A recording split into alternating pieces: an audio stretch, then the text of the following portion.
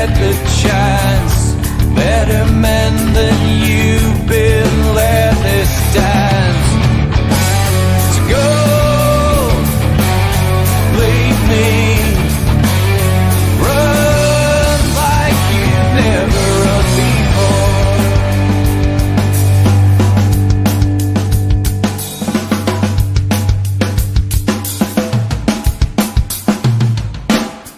I have seen the worst, and there is nothing left for me to hate, so I can lay me down, my brothers, on the ground. I bled today until Coyote comes to raise me up and carries me.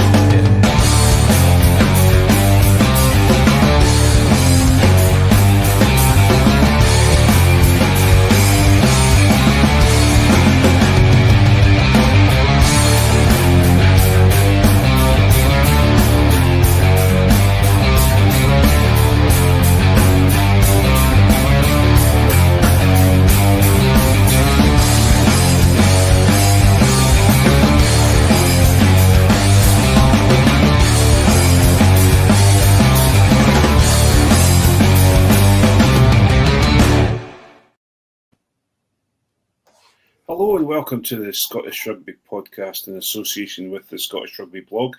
In ode to Alan McDonald, who's not here tonight, I got the introduction correct. So I was really quite pleased with that. I'm Craig Manson, and I'm joined tonight on this podcast with the impeccably groomed Iain Hay, the soon-to-be property tycoon Mark, and box jumping extraordinaire Jonny McGinty. How you doing, gentlemen? You all right? Yeah, all right. You are enjoyed by me, Craig. That's true. But you've got a chiseled beard going on here, and it's his own beard. It is all the the rest beard. just And, dressing, you know. I just wish mine was like no longer. Mine was as dark as yours and no longer filled with just pure grey because I'm an old fart. But you know. But anyway, are we doing all right? What have we been up to? Better than the weekend when it was filled with Guinness and pie crumbs, Craig. Yes, we'll come to that because it was expensive Guinness and pie crumbs. It wasn't pie actually; it was more. There was pick and mix. And there was a lot of pick and mix. That just flashed into my head there. Yeah, because well, you know, to give you an idea, it's the first live rugby I've been to for quite some time, and the first Scotland game I've been to for quite some time. And I was working at the Scottish Motorcycle Show, and I was enjoying that. And then it came along on the rather sparsely populated tram, which I was quite surprised about, coming from Ingliston. And then was found by a couple of my mates. I didn't even find Jonny until we got to the seats in the place because Jonny was upside down behind the telly at that point. And my son, who'd been what's the word, led astray by Mr. McGinty, a couple of other mates, Disco and Baines, along with Grav from Rock and Roll, and who else was there, Jonny, that you absolutely led my son astray with? It was mostly Phil Lewis, to be perfectly honest with you. Was it Phil? Friend of the pod, Phil. Friend of the pod, who's incredibly, wears a far too tight a top and is incredibly handsome. And I just love that. My highlight of the weekend remains someone asking Phil if he paid any VAT on his top because it was an incredibly tight top that he was wearing on Saturday afternoon. So yeah, I couldn't find Jonny. It was good fun. Do you know what? I don't understand where this unbased allegation that I was really drunk comes from, because my own wife, as I was getting ready to come on, said, "Have you got a pod tonight?" And I said, "Yes." And she said, "Can you remember enough of the game to talk about it?" Now, I don't personally think I was that drunk. And I would like to say to her, and also everybody else that came home with us, that I was the only one who didn't fall asleep on the train home. So get your own house in order before you start throwing those allegations around, is what I'm going to say. Well, I had a lovely big hug. I have to say, Johnny, it was a lovely big hug. You did. So, and but you would have got a big hug anyway, because I hadn't seen you for ages. I know, but let's just say it was a little bit more intense with a couple of beers in you. And I'm sure there was something stupid like marshmallow stout or lemongrass infused nutsack stout or something like that. I don't know what it is. It's just... Johnny does like a beer that dries your mouth out incredibly quickly. That'll be an IPA, probably. You know a double IPA. I'm gonna remember what I always forget, and I'm going to do a plug on the actual the actual public section, because we went to my favourite pub in Edinburgh, the Wee Vault City Wee Vault at Haymarket, which is like we by name, we by nature, and our group barely fit in. And Phil's fiance Ash was on the phone because she was coming to meet us a little bit later, and said to Phil, "Just get me something like a Tennent's." And Phil and I looked up at the draft board in Wee Vault. I went, "Yeah, there's nothing like a Tennent's here. We'll just let you choose when you come along." It was class, though. It was really good. Well, actually, and sorry that both Mark and Iain are kind of just looking at us as if, because we're yapping away here about the weekend. But one thing I have to say is a big shout out to Phil's mum, and I've forgotten her name. But apparently decided to go pint for. Sorry. Diane was Phil's mum's name. Diane, yeah. Diane went pint for pint with my son for some reason, and he was thoroughly impressed. So Diana, I hope you got home well, home easy from Wrexham to Wales.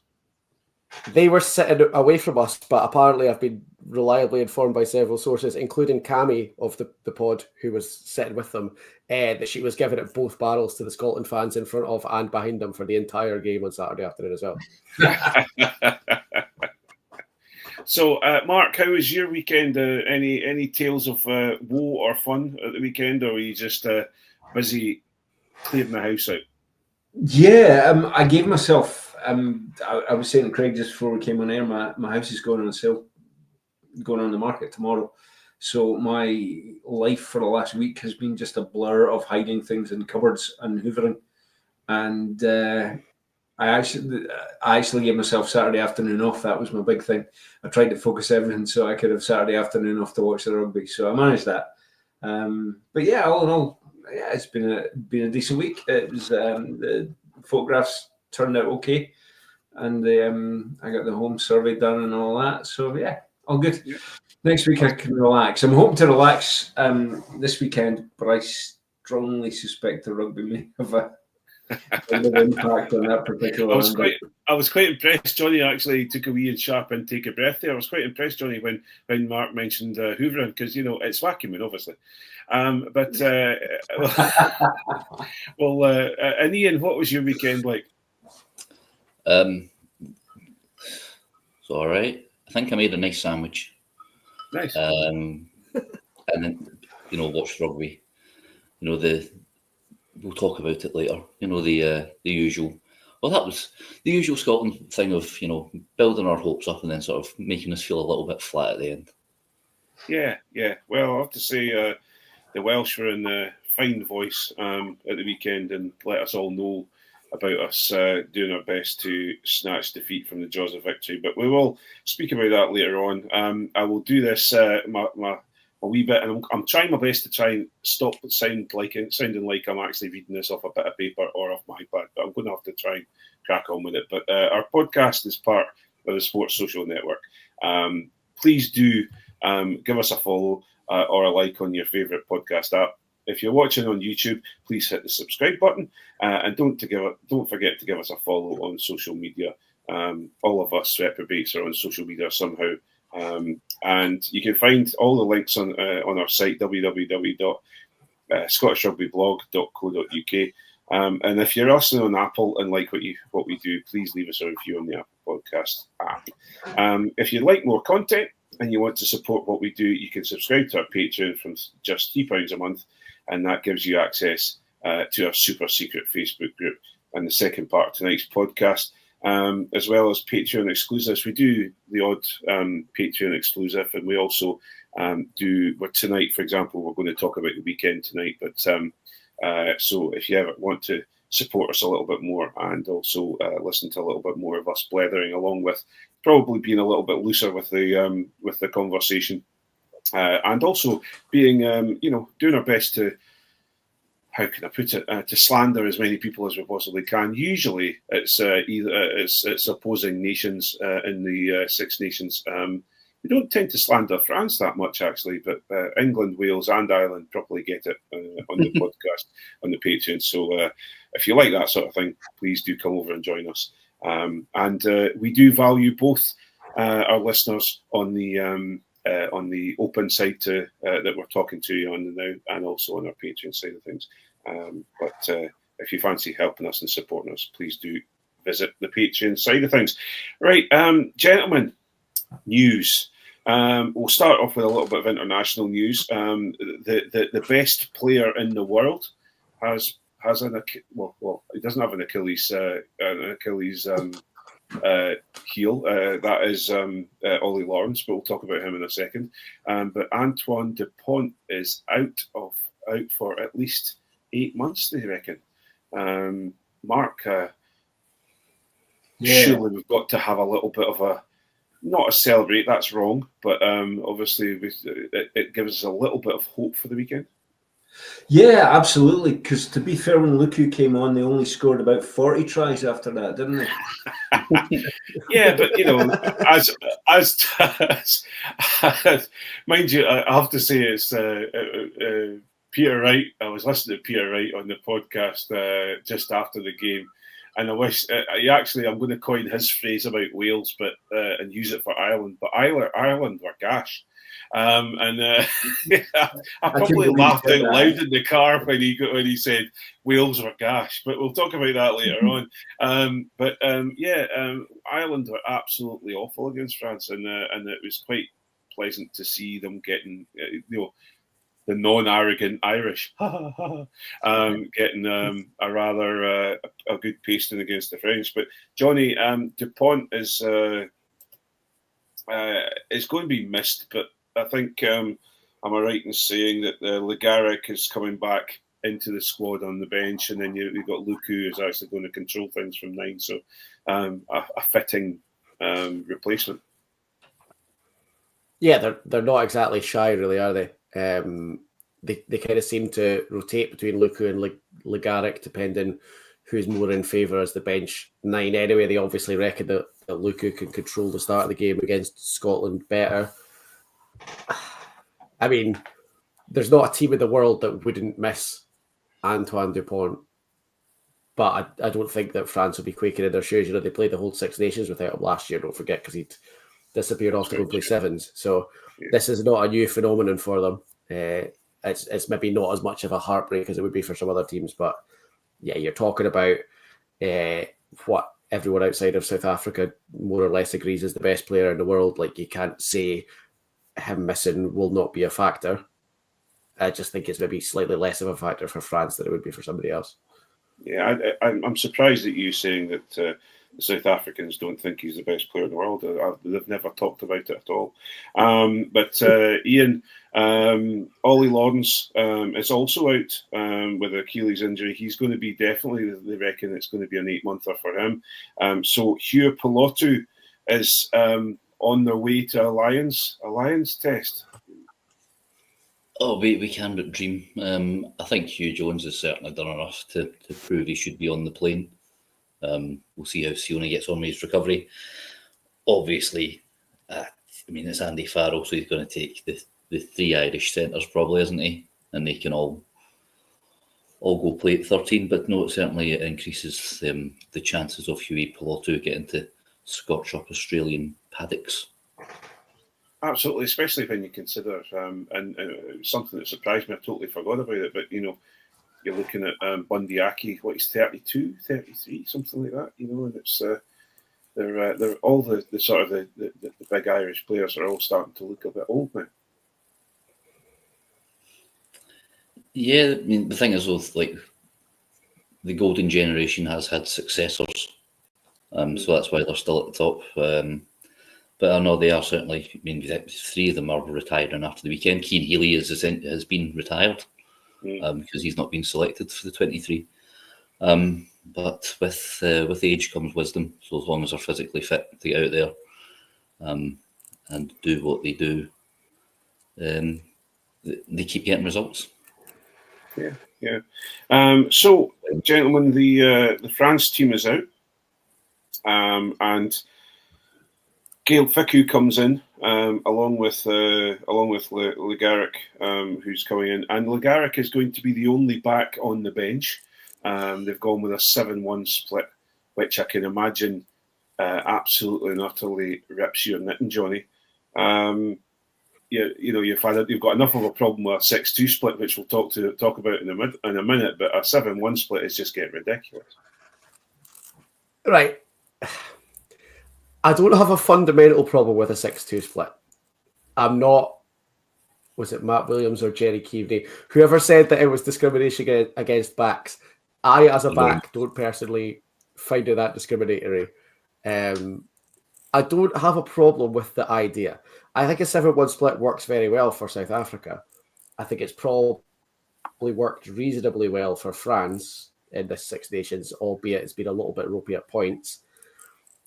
My problem with the 6-2 or the 7-1 split when Scotland do it is that, as I'm sure we'll talk about in a minute, Scotland don't have the personnel for that. So if you've got the people to play a 7-1 split, then absolutely do it. But Scotland don't. Like, that's the issue. France will just about get away with it at the weekend, you would think. Looking at the backs that are on the bench, or the forwards that are on the bench, you're thinking, like, that's pretty solid. And actually, if the worst comes to the worst, there's probably a couple of forwards in there that could play in the centres if they needed to. You know, I don't think Anthony Geelonge would have that much of a problem playing centre if he needed to. I heard a story once, I don't know if it's really that common knowledge, that Thibaut Flamont used to be... He used to play 10 for Loughborough University Fourths. I don't know if any of you ever come across that story, but that's an option as well. So yeah, like if you've got the people for a 7-1 or a 6-2, then absolutely go for it. My issue is that not everyone does. So you see, it's the Teddy Flames experiment. You see, Teddy Flames is playing at 10 along with the second row, just like Blair Kinghorn did for Edinburgh for many years. And Mark, apart from being a fan of any type of discrimination against blacks, you'll being quite clear. You said backs. Yes. Thank you. Yes, backs, as in rugby backs. Oh, I didn't realise I'd opened Pandora's box here straight away. But a 7-1 split, forwards wise, you know, with us being the lowest. What's the word? Yardage gained or ground gained within the forwards of the Six Nations teams. That's a fairly, massive hurdle to get over with our forwards. Yeah, I was kind of gobsmacked this week that Tooney was all over the press saying, we need to play our own strengths, and then went for a 6-2 split. Yeah, which fundamentally doesn't look like playing to our own strengths. Yeah. I mean, Jonny made the point a couple of weeks back, quite rightly in my view, that the 6-2 split is to bring the forward power and impose your forward game on people. That's not how we play.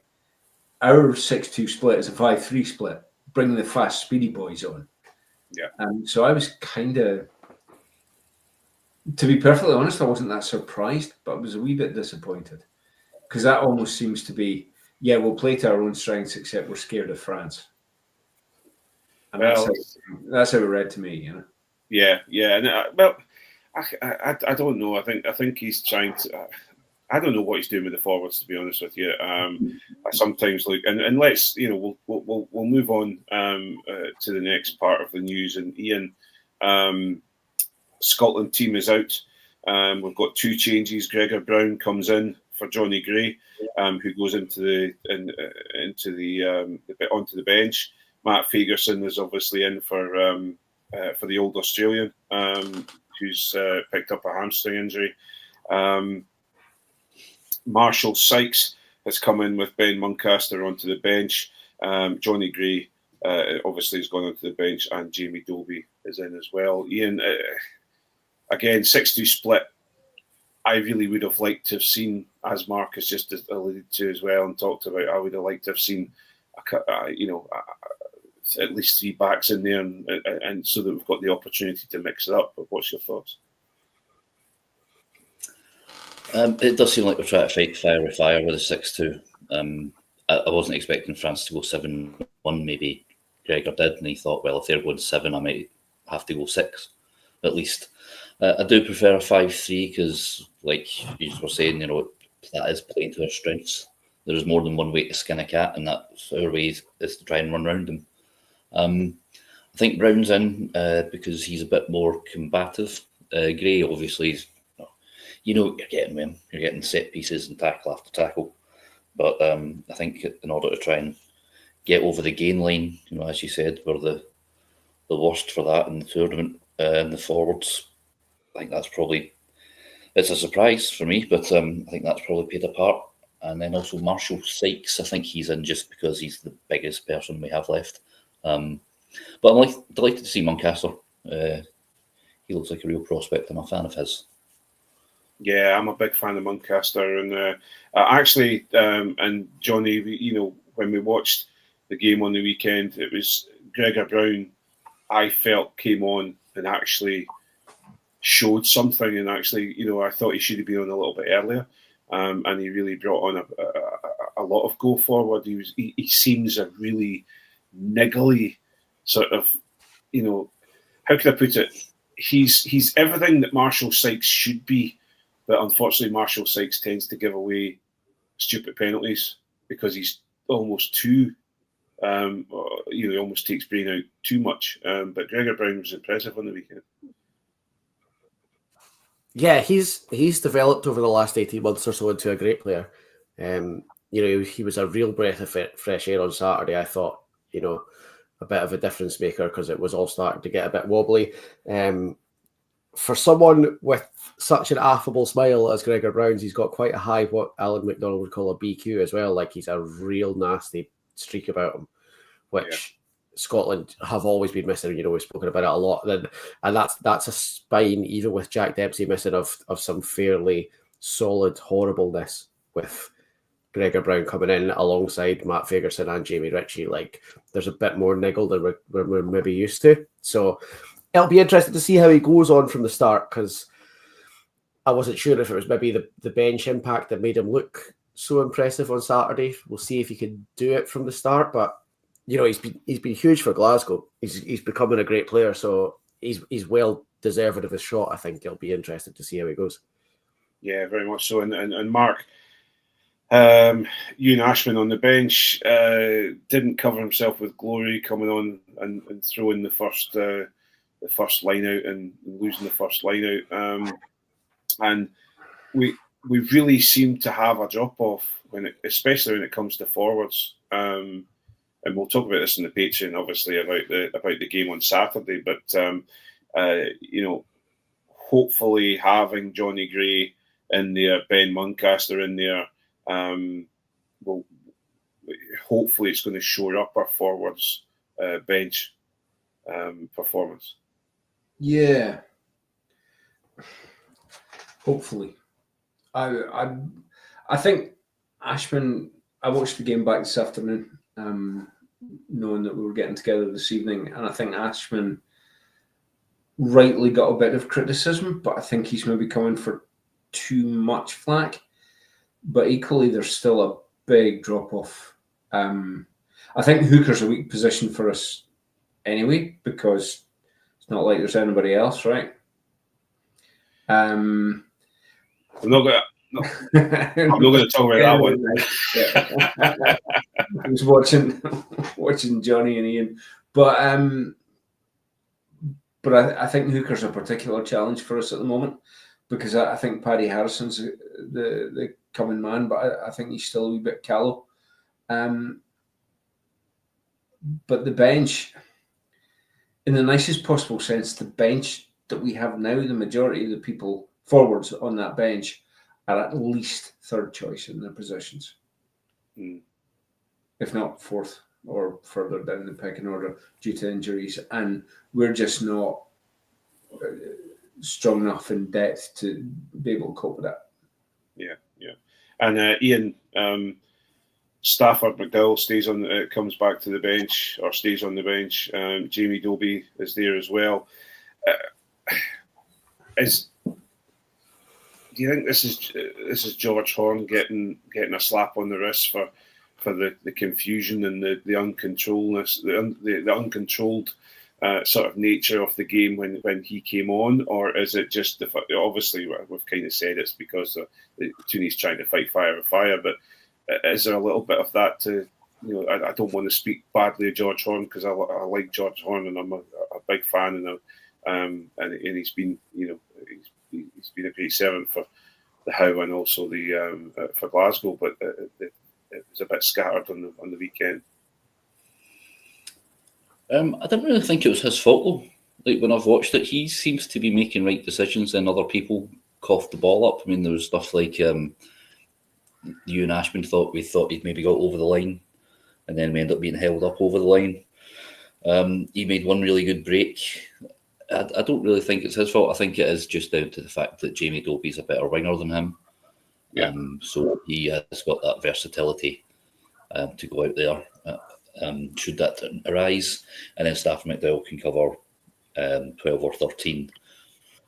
So it's for the versatility and just the fact that Dobie is better at wing than George Horn, I think. And they're probably pretty level as scrum half, so I think Horn's better. Although a lot of people seem to disagree with that. They can shut up. And Jonny, but I'm going to ask a different question off you in a minute. But we've talked about this before, especially when it was Lions, the Lions tour, 4 years ago, where Townsend seems to continually just say, right, well, I'm going to try and make us play like South Africans against the South Africans, when we've always gone on about he should be playing as Scotland and trying to find a different way to beat people rather than trying to match them. This 6-2 split then didn't give us the opportunity to see Kyle Steyn back on the bench. No, Steno's obviously not played for quite a long time, so we've not seen how he was in training this week, how fit he's looking, but he is a difference maker of a player. And if you can find a place for Kyle Steyn in your team and he's available to play, then you put Kyle Steyn in your team. So I don't know. For me, this selection this weekend feels half-hearted. This is it's the equivalent of me going in on the Thursday before Christmas and putting a film on in the afternoon, basically, is what it is. He's just not really bothered. I don't know. Maybe he's got some master plan on the go that's going to reveal itself on Saturday evening. But I think this is very much like it's the last weekend. We're going to finish third or fourth. We'll chuck something together and we'll see what happens. There's a lot of players that could potentially break that game on Saturday, not picked for the 23. And I think it's just it's a bit safe, a bit sort of I wasn't excited when I saw it. Yeah, and so there's the question then comes into it then. If he's kind of giving up's the wrong word, but if he's kind of just going with the status quo, would you not have thought it would have been better to have brought in some of the younger guns, or given Hutchie a chance, for example, at 12, or I think there's a lot of players in there. For example, start Muncaster at 8 and see how he goes, or is he actually convinced himself that this team that he's putting out is the right thing? I don't know. Yeah, it's because it's a bit of like it's a bit of like some of something and some of nothing. Do you know what I mean? Like there were opportunities to do something a bit different that haven't been taken. There were opportunities to really go full bore that haven't been taken. I don't know. I don't think that I believe that's the best 23 that we've got available for this game. I guess what it comes down to. So if we were going to go full bore, then where would you have made the changes? I mean, I've spoken about this repeatedly. If we were going to go full bore and try and beat France, then we need a 5-3 on the bench for a start. I would have had George Horne involved in some way, because whether or not it was his fault that things maybe got a bit looser when he came on, he was definitely really, really exciting going forward when he came on. He always is. Yeah. And, 7 forwards or not, those are 7 big forwards, and they're going to get real tired. And so you bring on somebody like him. I'd have got Steno involved if I possibly could. But failing that, I would have maybe had a look at having Kyle Rowe involved again, because he's a potential difference maker. I don't know. It just feels like it's kind of like a quite half-hearted, quite safe choice. I don't think it's 6 strong enough forwards on the bench to beat France. I think it feels like he's decided he's got to have 6 forwards on the bench, and he's just picked the 6 that he can get into those positions. I don't know. I mean, I could be totally wrong. I mean, he's the national coach, and I'm not. But to me, it feels like, we've spoken about we're not playing to our strengths. He said he's going to go out and play to our strengths, and then we're not, because we're leaving our most exciting backs out of the team to get a 6-2 split on the bench. And to be fair, Jonny, he's the national coach and you're not, but he's won precisely as many second places in the Six Nations as you have. Right? Yeah. Whether we win the tournament or second place or any better than 4th, I can't help myself. You guys know, I'm the grumpy old man here, but I can't help myself looking at the outside possibility. God forbid, Darcy or Duhan or even Kinghorn get an early injury. You're bringing Stafford on, or you're bringing Dobie on, and therefore you bring Dobie on. Ben White's playing a full 80. You bring Stafford on and shug out to the wing, and your entire shape's gone. I genuinely cannot see any sense in the 6-2 split for us at all. The alternative is that, to be perfectly honest, I wouldn't have Stein in the 23, purely and simply I don't think he's had enough game time. If he was fit in a heartbeat, right, he'd be fighting for a starting place. But even Kyle Rowe, so one of the wingers goes down, you bring on Kyle Rowe, and you've still got all the speed and all the replacements, and at that point George Horne to bring on at the end. Yeah, for me, and I think Iain, you might agree with this, but for me, if you had Rowe in as your third, if you kept Ruby, kept Stafford, but you brought Rowe in, you got your cover for your 15 in your wing, you've got your cover for your 9, with Jamie Dovey or a wing as well, and then you've got Stafford who'll cover the centres. Kyle Rowe is a worthy replacement. He may not be Blair Kinghorn, Iain, but he's definitely a worthy replacement at 15 and wing. Yeah, especially as a winger, I think he's got a kind of Darcy-esque kind of attitude about him. It's always just constant go forward, similar running style. That scampering, try and get out of a phone box, like ferret in a phone box kind of thing. And he is, McDowell, not exactly leaden-footed, but it's, he's the all-rounder kind of option. Dobie, he's quite quick, but he's not there as primarily as a scrum half replacement. It's a specialist position. And that's why, even with France going with a 7-1, the one guy they've got is a scrum half. Yeah. I don't know, even somebody like Matt Curry or Adam Hastings, he's good at 15. He's played at 15 internationally a few times. He's been back for Glasgow now, and he's got experience. I just feel like it's a bit of a waste to So chop and change the squad, and then they don't even get a sniff of the 23. Like there's a point of Hutchison and Reid and all that leaving and bringing people. 3 players come in. Right, Muncaster has come into the squad, but that's more due to Dempsey being injured, I think. It does feel like a conservative option, but it just seems like I think Tooney just doesn't want to get battered. It's it's quite a negative, maybe not negative, but a conservative selection. But then that you're probably bang on there, Ian. But the issue I have is the fact that we got beat by Ireland, and they were a poor Ireland. They're not firing on all cylinders.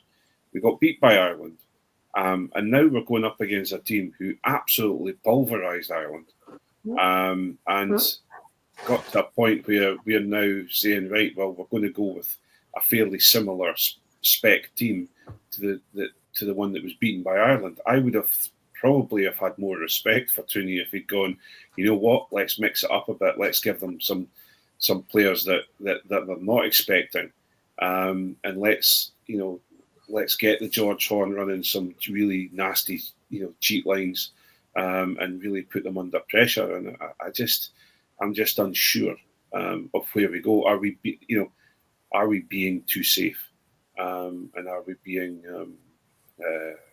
we focusing too much on the other team rather than actually playing our own game, which Tooney keeps telling us that's what he's doing. Yeah, and the thing is, like, we said this about Glasgow a while ago. When Glasgow were going into quarterfinals against Leinster and getting battered, we said Leinster go out and play the Leinster game and challenge people to beat them, and Glasgow were going out and trying to beat Leinster and getting battered. And we could talk about Franco Smith and whatever all you want, but the difference that Franco Smith has made to Glasgow is that now how Glasgow are going to go out and play. Like, there is a way that Glasgow play, and Glasgow go out and play like that. And if it doesn't compete well with the Leinster game plan or game style, for example, then Glasgow are going, well, we're going to play our game and you're going to play your game, and let's see who wins. And that's the difference. At the moment, Scotland are still going, oh, well, let's play the game that we think might compete against this game. Let's play the game that we think might compete against this game. We spoke at the start of the Six Nations about the fact that every Scotland player from 9 through to 15 was in contention for a Lions place. Like, the one who'd be most surprising would be Ben White, and even then it would be a little bit of a surprise rather than that's come out of absolutely nowhere. So if we've got 7 backs who are all potential Lions, why are we picking 6 forwards on the bench and trying to outmuscle a team that have picked 7 bigger forwards on the bench? That is not playing our game. That's like, Townsend could say that all he wants, but no, it's not. If you want to play our game, you want to play rapidly, get George Horn on, like you say, Craig, to run those cheat lines, get Hugh Jones on his shoulder, get Duhan van der Merwe in space outside, get Blair Kinghorn chasing high balls and terrorising people as they're coming down. Like, that is the game that we should be playing, and we're not. And that would be that's the difference, I think. That's what's revolutionised Glasgow. That's what Franco Smith has done for Glasgow. So whether he ends up as Scotland coach or Wales coach or whatever, what he has done is he's gone, this is how we play, and we're going to play like this. And if you want to compete with it, you compete with it. But we're not worried about how you play. We're going to play our game. And Scotland aren't doing that. So, on that note, we are going to leave it now and move on to our Patreon side of the pod. Thanks for taking the time to listen. And if you do want to support us and listen to more content, please have a look on our website, and you'll catch up on the Scottish Rugby blog. You'll find a way to become a Patreon member, and you can join us at the second half of the pod. It only leaves me to say thank you to Ian Hay, Mark, and Jonny McGinty for coming on and chatting away, and we will move on and go on to the Patreon. Thanks very much for joining us. Bye. Bye all. Thank you.